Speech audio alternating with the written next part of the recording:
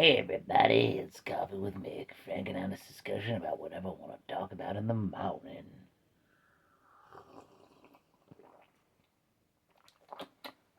Back on my Star Trek bullshit again today. Let's talk about the Sword of Kahless. Both the episode and the object from Star Trek Deep Space Nine, Season 4, Episode something. I forget. In this episode, Jadzia Dax, old Klingon friend Kor from what was he, season 2, season 3, whatever, but blood bonded, yada yada habba, reveals that he knows the location of the actual Sword of Kahless, the original Batleth among Batleth. And Worf, being both a fan of Kor and, well, obviously Kahless, wants to join him and find that magical Sword of Destiny. And they discover the history of it, being kidnapped by the Herc and everything. And then they get there, and who's there? The son of Duras, whom Worf spared. Oh boy, you should have killed the kid, Worf. You always have to kill children. Always kill children. Always kill the children. Always kill the children. Always kill the children. Yeah. But, they escaped them, let them live again. Bad decision, Worf. It's gonna bite you. He gonna stab you. He gonna make you eat cheese. Are Klingons lactose intolerant? I feel they are. What am I thinking of? I think they can eat cheese. I love prune juice. I know that. But yeah, then the Batleth is theirs, all for the taking, but Kor and Worf just act weird about it. Super weird. Like, Worf mentions, how he had supposedly had a vision from the original Kahless.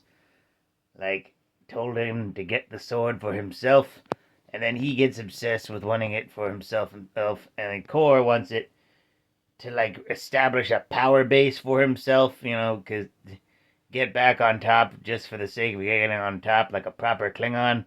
Well, not a proper Klingon.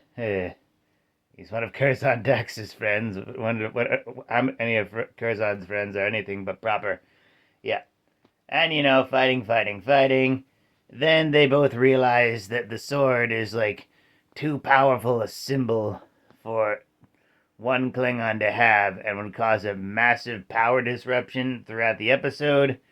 And so they realize the only logical thing to do is chuck it into space. Just chuck it into space. Just chuck this ancient Klingon artifact into space. It's the equivalent of if Indiana Jones found the fucking Shroud of Turin or whatever and decided to just shove it into space or in a volcano. It was an odd ending, but and a lot of people debate whether it was good or not. Some people think it made the Klingons act too stereotypical or too hokey. Others like the spiritual angle and recognize it as what would happen if you were to find a holy artifact similar to the Shroud of Turin, Yeah. It was definitely weird because I thought when watching the episode they were going to go a sci-fi angle, and then it was some sort of triptastic frackin'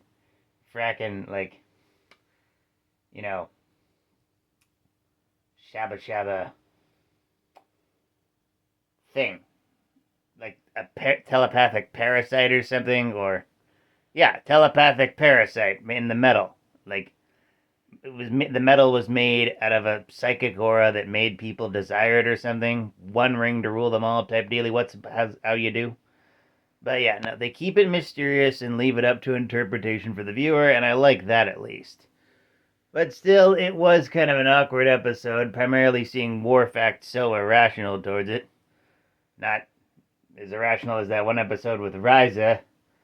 Seriously, the hell was up with that episode, but still. It's one of those episodes that really makes you think for better or for worse.